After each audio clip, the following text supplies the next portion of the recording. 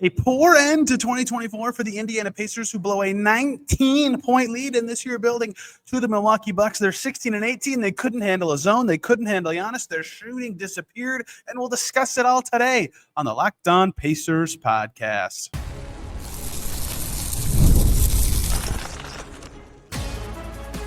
You are Locked On Pacers, your daily Indiana Pacers podcast, part of the Locked On Podcast Network, your team every day.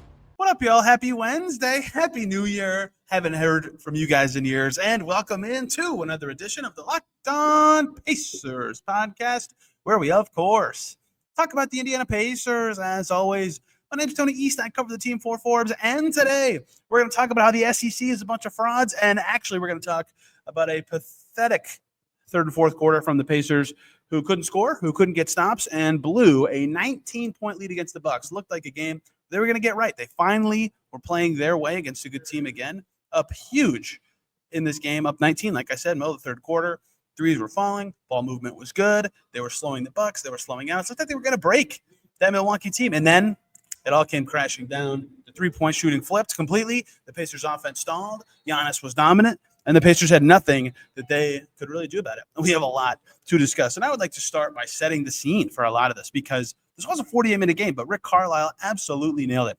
post-game. And I'm going to talk about the bad part of the game more than the good part. Rick Carlisle said games are not 30 minutes long.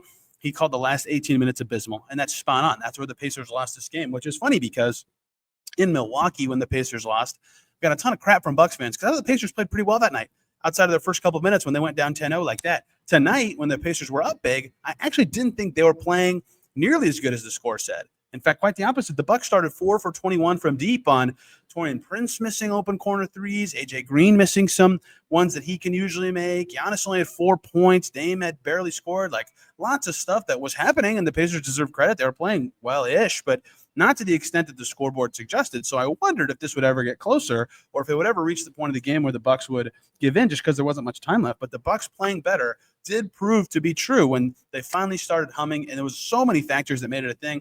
I think the story of the Pacers' loss, the headlining thing would be they could not, for the life of them, break down that Bucks zone. It crushed them.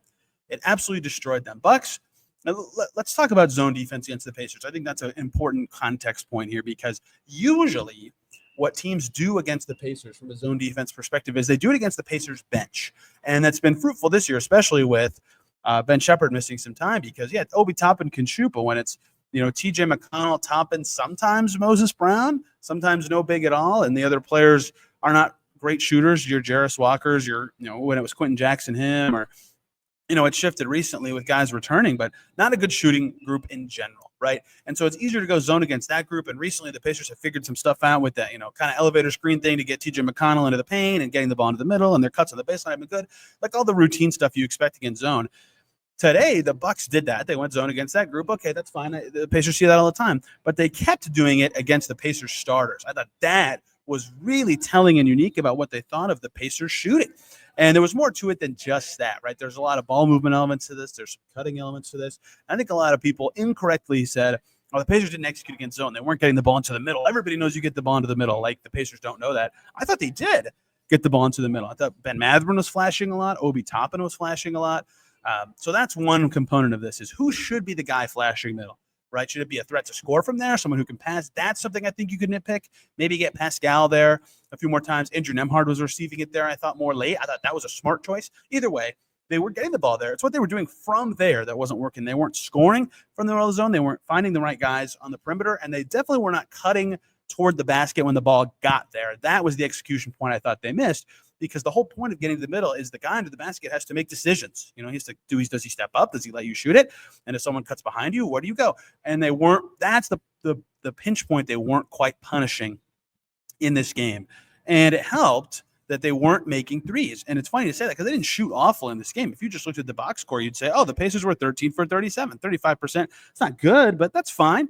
You can live with that as a 3-point percentage against, a decent Bucks team. But the Pacers started 9 for 21 from 3. They were hot early, and that kept the Bucks out of zone. Then they made 4 of their last 16, and some of those were jack up a 3 you have to take because you're down in the final minute threes, but they still were cold, much colder than they were early in this game from deep. And that's another way you can beat a zone, is just shooting over it. That's why the Pacers didn't see as much zone last year. They had Buddy Hield, they had Doug McDermott, they had Jalen Smith. They just had better shooting in general as a team. And Haliburton was shooting better last year, right? So they had way more threatening three-point shooting. Couldn't go to that to get rid of it. And so the Bucks just stuck in the zone, not a lot, right? People really exaggerate how much a team sits in zones, right? We're talking about, looks like 18 possessions on Synergy, 16 Bucks defensive possessions. So about 1/4 to 1/5. That's still a lot of zone defense for a game. And the Pacers were really, really, really struggling against it in this one. And the last time a team went to this much zone, 14 defensive possessions of zone for the Thunder, 12 for the Sixers, right? Teams have been going zone more often, a fifth or more of the possessions, 13 for the Pelicans, 13 for the Wizards right before that against the Pacers. And teams are willing to sit in zone against them, I think, for a lot of the reasons I described, but mostly against the bench. Today it was against the whole team. Entering the game, Pacers were somewhere between 17th and 19th in efficiency against zone. They had dropped to 20th in this one. So they've been okay improving against zone, but definitely below average. They were really below average in this game, and I thought it turned the whole game, that they could not penetrate this Bucks defense. And a theory of the Bucks for forever that proved true in this game is they have a lot of range. They have a lot of speed, movement, arms on the floor. Brook Lopez, great defender with length. Giannis, obviously, Middleton. And then they played Bobby Portis a bunch today. He played 31 minutes, and they were able to play Portis more and open up their offense more because they were in zone. They didn't need him to guard a center, right? Remember the postseason last year? That was a big part of it. And people questioned the Pacers going small in this game. And last year going small against the Bucks was huge for them in the playoffs. They couldn't do it as much because Portis in the zone made it less fruitful to do so. But they were able to play him a lot. Gary Trent played a bunch. He's a good defensive player, and he was making shots. Obviously, that's going to keep him out there. Torian Prince played a bunch. Guys without as much range, or not as strong zone defenders, Andre Jackson, AJ Green, Ryan Rollins, they didn't play very much, hardly at all, right? So the Bucks clearly wanted this plan to be their game plan, and they stuck with it, and it worked. And that is a very rare thing for the Pacers. Not that they've been good against zone this year, like I said, below average, but to be this dismal was really surprising, right? To go that far down against a zone. But they're seeing zone a lot this year, right? They're actually seeing zone per Synergy the second most of any team in the league. Only the Orlando Magic see more zone. You know what stands out about the Orlando Magic? Their lack of shooting. Franz can kind of shoot it. They have some guys who certainly can make threes, but no one thinks of the Magic as a shooting team, right? A lot of the teams high up on the list of teams that see zone a lot are not great shooting teams. Portland, Toronto, OKC, Chicago, right? So that has been a big thing for the Pacers. It's usually about 5% of the time. This game, it was much closer to 10 to 15% of the possessions they were seeing were zone, and they could not break it down. I think the Bucks deserve a ton of credit for sticking with it against the Pacers starters. And the turning point of this game was that moment, middle of the third quarter. Like I said, Ben Mathurin hit 2 threes. Pacers went up 19. I literally thought it was about to be over. I thought the Bucks were about to fold. I mean, it was tough. 6:42 to go. And the Pacers didn't sub for about a minute. But when they did sub, they were still up 14. It was after a short little stretch. Obi Toppin came in not long after. TJ McConnell came in. And they were up 9 by the time those subs were made. It was already a 9-0 Bucks run, and it just kept going. It took forever for the Pacers to score. And then after they did score, they struggled again, right? They were really dismal for the rest of that third quarter, and the Bucks defense just strangled their bench. And I thought that was a huge part of the first half of this game going the Pacers' way. It was the exact opposite thing happening, right? Early second quarter, the Bucks took the lead, and the Pacers immediately ripped it right back, and their bench group was better than this Middleton group the Bucks had out there. That was a huge stretch for the Pacers to be up as much as they were at halftime, even up as much as they were, later in the game. But in the second half, the zone bogged them down. The bench groups weren't as good. The rotation got a little jacked up with no Thomas Bryant. Siakam foul trouble. Toppin recovering, didn't play as much. They needed different things in this game, especially given what the Bucks were doing. But those things did not help them. So lots went wrong. The point guards couldn't quite penetrate or get downhill enough. They weren't finishing plays at all in this one. It combined 10 for 32 were Nembhard, Haliburton, and McConnell. McConnell was 3 for 5, but 2 more turnovers were his issue. But that speaks to the broader point of when those guys can't break down the defense, the Pacers could not get through this zone, and that cost them this game against the Bucks, one they could have had. They were up 19.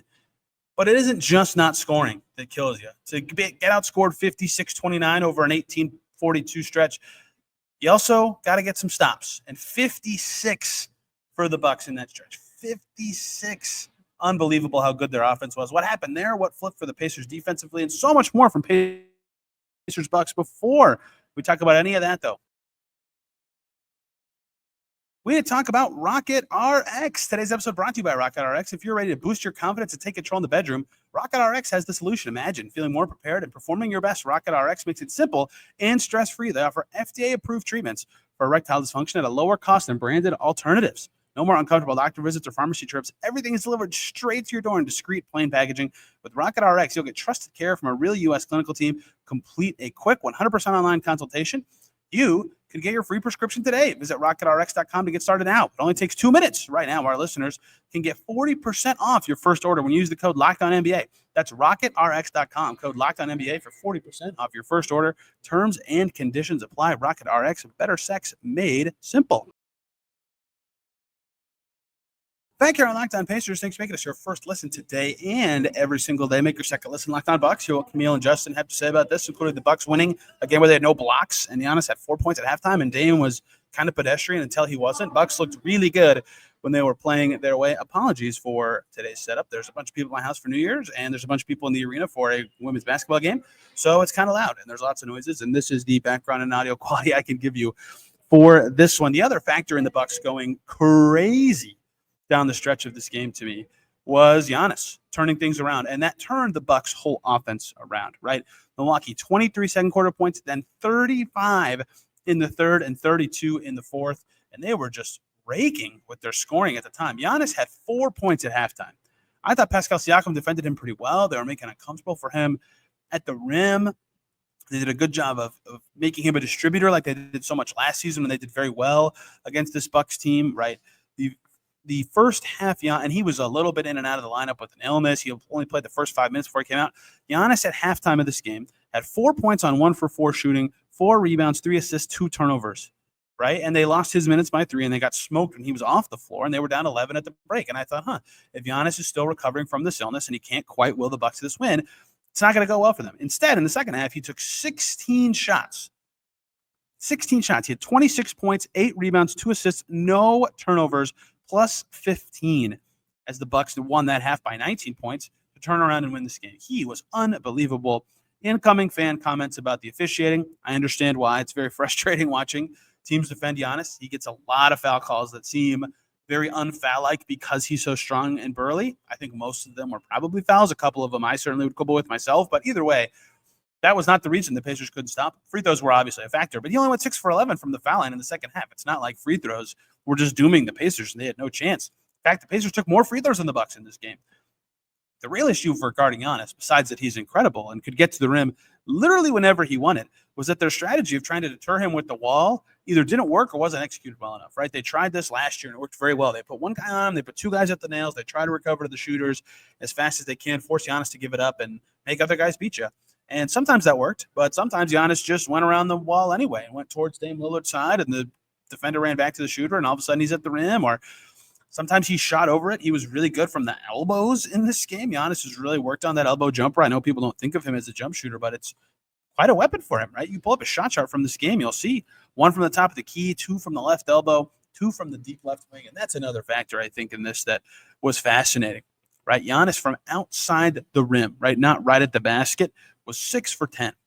What are you supposed to do about that if you're the Pacers, right?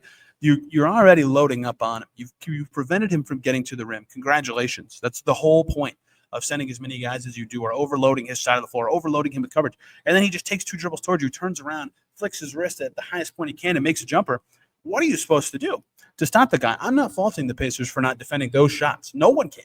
No one in the NBA can beat Giannis when he's doing that kind of stuff. That's why he's so good. He was wrecking the game on defense as well, but they struggled with their wall strategy a little more in this one, and that's why he was amazing in the second half of this game. Like I said, 26 points in the final 2 quarters for the Bucks from Giannis. To be clear, the Pacers had 29 points in the last 18 minutes of the game, right?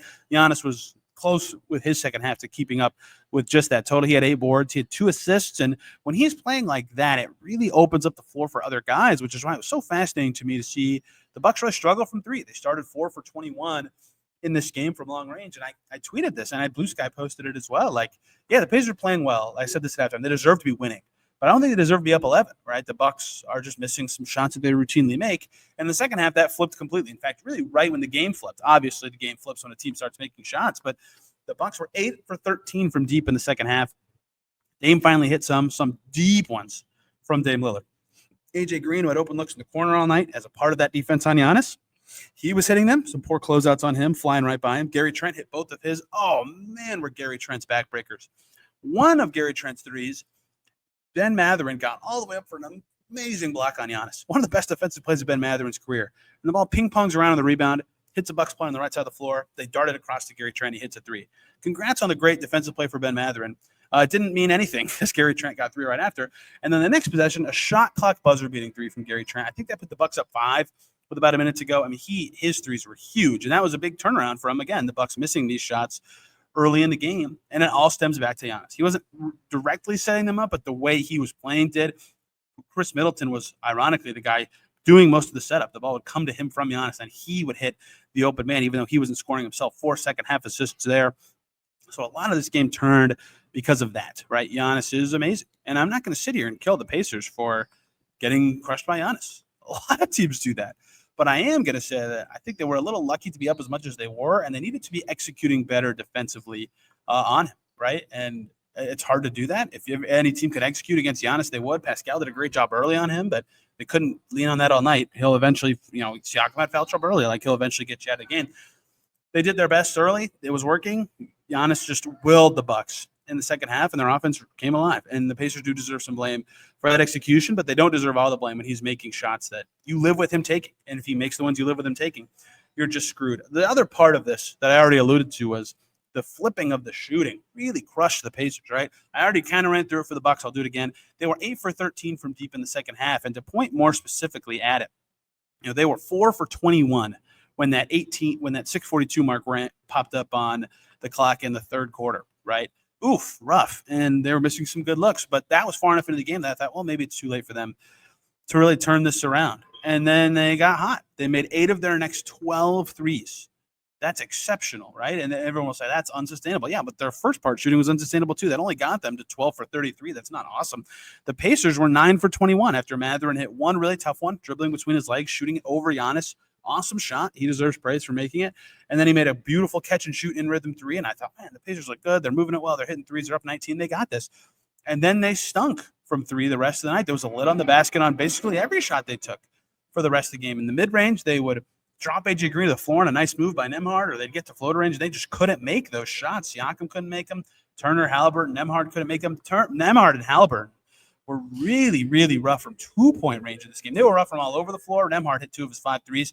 On 2-pointers, Andrew Nembhard was 2 for 9, and Tyrese Haliburton was 2 for 7. That's 4 for 16 on twos from your guards who are supposed to get in the lane and score. No matter, you can make that up from 3. Wait. No, they couldn't. The Pacers really, really struggled to turn things around from deep, and that could be going back to zone defense. You can go zone against a team that's not making, or even really taking that many threes. Pacers not a high-volume shooting team as well. So lots of stuff had to change for this game to flip.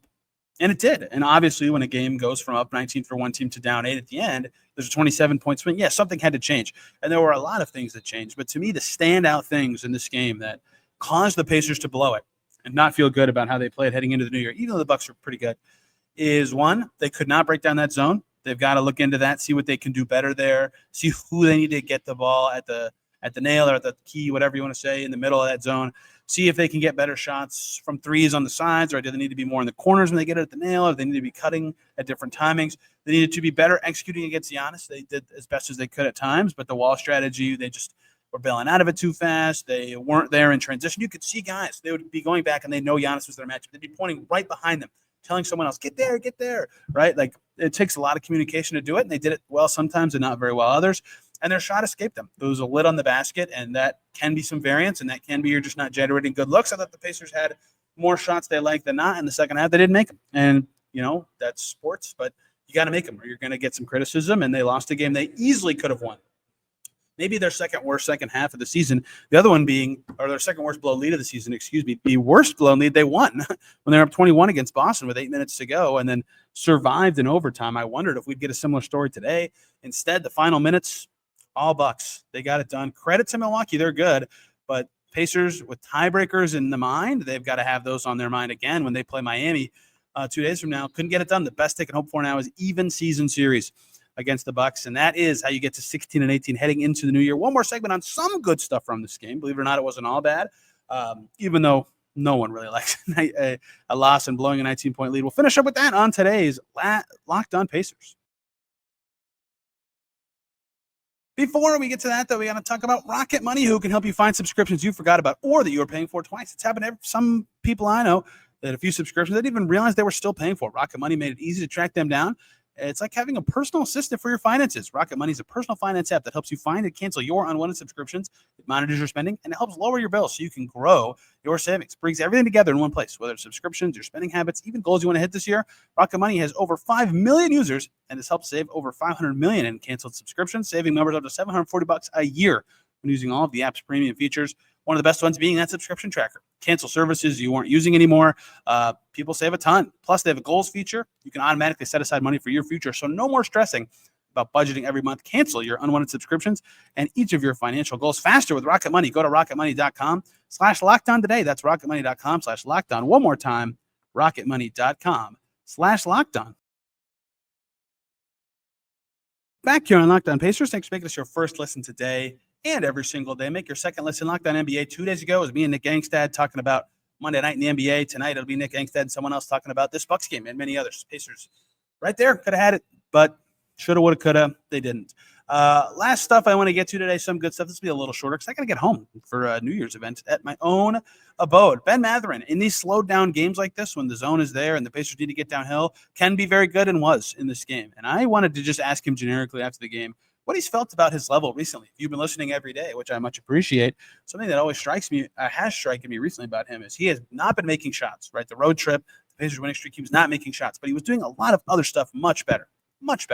Moving the ball, shooting, catch and shoot threes in rhythm, and really defending. He had some tough tasks in that stretch. Paul George, some tough Suns guards, to name a few, and he held up pretty well. And so I asked him generically, what do you think of how you're playing recently, even though your shot hasn't necessarily been falling? He said, I think I've gotten better in a lot of ways, and I totally agree. Tonight was the opposite of that. Tonight the game dictated that he needed to be, not ISO, that's the wrong way to put it. You know what I'm saying? Size it up, get some buckets. Ben Mathurin, 10 for 18. He had 3 threes. They were huge, 9 boards. His turnover number was killer. 6 really held back his game from being better. He had one pass that looked like it was a pass to Rick Carlisle, but in general, I think this was his first big scoring game in a minute. He just had a very efficient night against Boston 2 days ago. I like the way he's playing, and the sequence that struck me that I tweeted about was, I already mentioned it. He had a between the legs pull-up 3 over Giannis, and the next possession was in transition. They darted over to him. He catch and shoots it immediately for 3, right? That's the blend that it will take for Ben Mathurin to be the best version of Ben Mathurin with this Pacers team. Sometimes it will require him to be the guy who's setting up his own shots. Sometimes it'll be in rhythm stuff, but he's got to make those decisions right away. That was a good stretch for him. If he had cut down the turnovers, would have been one of his better games of the season. I largely thought he was pretty good, though. Speaking of largely thinking they were good, Siakam was 6 for 14, but I thought he was pretty good. His defense on Giannis was the reason the Pacers had a chance in the first place. Hitting 6 shots after that kind of effort is tough. He made 3 threes, 4 assists, only 1 turnover. He had 20 points. This kind of speaks to who the Pacers are, but those 2 guys who are the best at scoring in any type of game were the only 2 who could consistently score in this game. And that shows that the Bucks had a strategy that was really limiting the Pacers in the way they want to play. And Siakam and Mathurin took advantage. Credit to them, but that was a theme early in the season. Injuries were also part of this, but the Pacers could not play their up-tempo style. Haliburton wasn't playing very well, and they needed those guys to be their scoring threats, and a lot of times they were. Right. And when you can see that when the Pacers have tougher nights where it's like grinding their teeth to score, that they can rely on those guys. Tonight they did. And if they got any more from any of their point guards, they might have had a chance to do a little better in this one. Jarris Walker continues to be great. 11 points for him in this one. 3 steals. Right. He's playing much better recently. He's been more efficient. His defense has been better. They're relying on him he had the Giannis matchup at times. They're relying on him to do more things with that second unit, especially with Toppin being in and out, Thomas Bryant being in and out. Today, they had Toppin back, and they played 10 guys. Thomas Bryant playing 5 minutes, but they played a Bucks team that's smaller and plays Bobby Portis as their backup 5. We'll see where that lands Jarris rotationally, especially when Aaron Nesmith returns. But right after I talked about, he might not play. He's not playing very much. He's been very good every game since. It's going to be some tough decisions for the Pacers on who the odd man out should be once Aaron Nesmith does return, because Jarris Walker was once again good in this game. Toppin returned. Didn't think he was particularly impactful. He had 4 points. Probably his worst game of the month. A sad end for Toppin to an otherwise spectacular month of basketball. It's honestly a little bit of a bummer that he didn't close this one out a little stronger. Myles Turner's stat line was quite good. 16 points, on 7 for 12 from the field. He only missed, I believe, 2 2-point shots in this game. He had 4 offensive rebounds, but a few ugly drops of the ball. He had 10 boards, though. Double-double for Turner. I thought he was good. Something I would gripe a little bit with the Pacers is early in this game when the Bucks weren't in zone. They had so much success in the playoffs last year. If whoever Brook Lopez was attacking, get them into pick and rolls, make Brook Lopez move. And it was Turner early, and I didn't think they involved him enough as a screener. But Siakam was playing very well. I'm not going to begrudge them too much for that. So, I mean, honestly, the Pacers almost 45% from the field, 35% from deep. Played okay, but a lot of stuff I've talked about, the nuances of them, just really sunk them, really took them out of a game they could have won. And that's how you drop a winnable game where you're up 19 in the third quarter, and that's how you lose the 7th time this season the Pacers have lost a game where they were winning or tied in the fourth quarter. I've been tracking that all year. They had one clutch game they lost where they were never leading, but they've got to find a way to close games. And they haven't been bad in the clutch. I think that's a misconception. I'm just saying they've had fourth quarters where they're ahead. That's proof that they're playing well enough in the game to win. And they haven't been. Such is life in the NBA. Things can be tough. Pacers needed to be a little better in this one. The last thing, I just wrote a story. I'm not promoting the story. I'm going to talk about a quote from the story about the Pacers defense and how it was better for much of this month, although tonight, not a particular game I want to talk about defense. But part of the story and part of what Rick Carlisle talked about, the Pacers defensive turnaround, was the possession. He said, we're doing a good job in the possession areas. We're doing well with ball security. We've been able to limit turnovers. That's very important. Our defensive rebounding percentage has gotten better. So we've got to keep working on that stuff. You can read that and much more in my Forbes story. But tonight, that was a huge issue for the Pacers. 16 turnovers. They were way ahead in the turnover battle, only 12 for the Bucks. And the Bucks had 13 offensive rebounds, and they only won the rebounding battle by 1, but they won it because of those. That leads to 7 more shot attempts for the Bucks. Yes, the Pacers had more free throw attempts. It's not a perfect summation of the possession battle, but when you're getting those kind of steal numbers and those kind of turnover numbers, you're going to have a chance at easy baskets. 19 points off turnovers for the Milwaukee Bucks, only 12 for the Pacers. That looks like a 7-point difference in a game where the Pacers lost by 8, right? That's a huge part of it. Second chance points. Pacers did pretty well on the offensive glass, but second chance points were 21-9 in favor of the Bucks. That possession battle thing that the Pacers have been much better at in cleaning up some of their less stellar games this month went away in this one. It all comes together for a Bucks win, for a tough pill to swallow Pacers loss. Giannis was incredible. The zone defense was too much. They've got to clean up against zone. I think that'll be a big film focus for them tomorrow. It almost has to be. Miami on Thursday. I'll try to have a guest tomorrow. I haven't been looking ahead very much, which is not good, but about talking Pacers zone, where they're at. Can they get over 500 ever? A little bit about the Heat. And then Thursday night, we'll talk Pacers Heat. Lots of fun stuff coming here on Locked On Pacers as we pivot into the new year. Thanks for listening to the first episode of 2025. And thanks for listening all the time. Last year was very fun talking about this team, and I hope this year remains just as fun. And it's really fun because I get to interact with you guys as much as I do. We're going to make 2025 just as good as any other year. I hope you all had a great day. You can find me on Twitter at Tony R. East and Blue Sky under the same handle. This podcast is on Twitter at Locked On Pacers. Back tomorrow, talking hopefully with a guest about the Pacers, how they're playing. Can they improve a little bit? Till then, everybody, have a wonderful day.